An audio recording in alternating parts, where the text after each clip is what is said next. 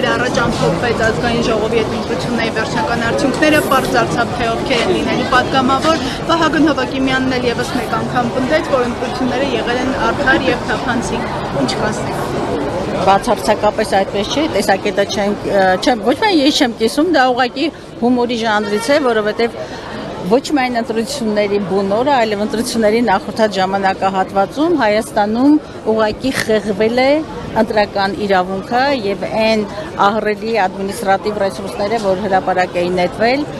իրավական, կներեք ոչ հայերեն բառի համար, իրավական բեսպրիձելը, քաղաքական հետապնդումները, ատելության խոսքը, վարչական ռեսուրսների սարսափելի, եթե ոչ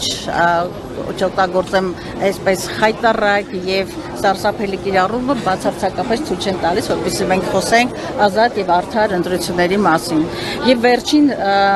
փաստը նաև, երբ որ ընտրությունների գիշերը ժամը 2-ին ընտրական գործընթացին հաջորդող կենտրոնական ընտրական հանձնաժողովի ուրեմն ձայների հաշվարկը ժամը 2-ին դադարեցվեց, դա ուղղակի այն մասին էր, որ սառեցվում է ընտրական գործընթացը, հաշվարկը եւ այնտեղ նկարչության գործընթաց է տեղի ունենում։ Այս միջավայրում եւ այս հետընտրական զարգացումներին, որի մի փաստին էլ առերեսվում ենք այս պահին, քաղաքական հետապնդումներ եւ այլն, այս ամենը բացարձակապես ոչ միայն չխոսում ազատ եւ արդար ընտրությունների մասին, այլև ընդհանրապես սա մի իրականություն է, որը կիլոմետրերով հեռու է ժողովրդավարական լինելուց։ Երբ կարող եք ասել, որ կարող ենք կարծել, որ քաղաքական այսպես այլախոհությունը կարող է հանգեցնել կալանավորման։ Գիտեք, ավելի քան ակնհայտ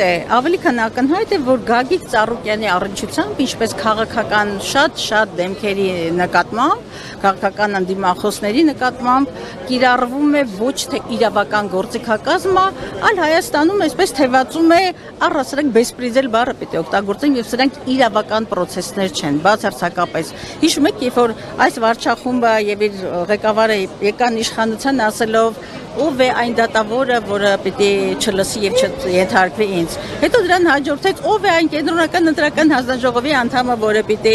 ասենք թե իմ հազարարությանը չենթարկվի։ Մենք տեսնում ենք, որ այս բոլոր պրոցեսները ոչ միայն վրեժխնդրության, ոչ միայն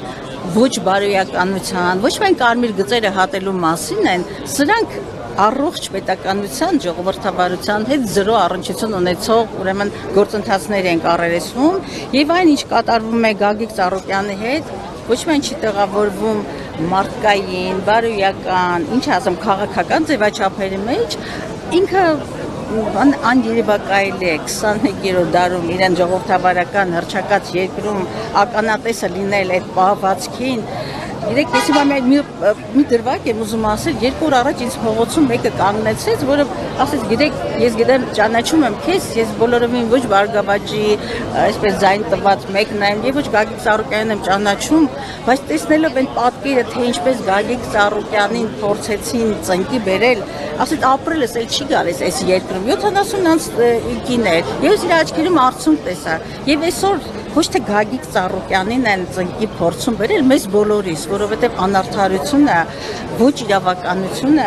ինչ ասեմ, իրավունքների խեղվածությունը, առողջ ձայնի, դիմադրի ձայնի լռեցումը, վախի մթնոլորտը, ատելության մթնոլորտը, այս ամենը պետության եւ պետականության եւ քաղաքակրթության մասին չեն, եւ ցավոք սրտի ես ուզում եմ ասել, տեսեք, այս ընթացքում նաեւ Սրբազան պայքարի 18 արդարների դատն է շարունակվում, ամբողջ իրավական համակարգը դարձել է գործիք վարչախմբի եւ նրա առաջնորդի Նիկոլ Փաշինյանի ձեռքին։ Եվ ընդհանրապես մենք գնահատականը վաղուց ենք տվել, նորից պիտի հաստատեմ, Հայաստանում վաղուց խաթարվել է սահմանադրական կարգը։ Հայաստանում չի գործում սահմանադրությունը, Հայաստանում գործում է մեկ անձի, եւ գիտեք բոլորս թե ով է այդ անձը, մեկ անձի քաղաքական ճաշակը, ինչ ասեմ, կամայականությունները եւ երկրում փորձել գտնել իրավական գործընթացներ, ուղղակի Դոն Կիխոտությունը։ Իջին գազի անտեսնելով Հայաստանում ընդդիմադիր գործողությունների դինամիկան։ Դուք տեսանելի ապագայում նշմարում եք ինչ-որ սցենարներ, որ թե խորհրդարանական, թե արտախորհրդարանական ընդդիմադիր ուժերը այսպես պատրաստվում են անել միասնական ճակատով հանդես գալու եւ գործողությունների շրջանում տեղ ընդհատելու համար։ Գիտեք, միգամի ասեմ, մենք գնում ենք խորհրդարան հայ արտադրության եւ նաեւ Հայաստան դաշինքը մենք ենք խորհրդարան, շարունակելու ենք պայքարը համադրել ինչպես փոխանցային պայքարը, այնպես էլ խորհրդարանական անձնա գործադրելու համար ամենից երկրում իրականացնելու իշխանափոխություն։ Մենք երբեք չենք մերժել փոխանցային պայքարը եւ պրոցեսները իհարկե բնականաբար իրեն զարգացումները կունենան, մենք նաև ոչ միայն չենք մերժել, այլ կարևորել ենք ընդդիմադիր միասնական ճակատի գոյացումը եւ ես կարծում եմ, ես չեմ կարող հիմա շատ խաղաղ քարտեր բացել, բայց այլ տարբերակ չկա, քան ընդդիմադիր ճակատի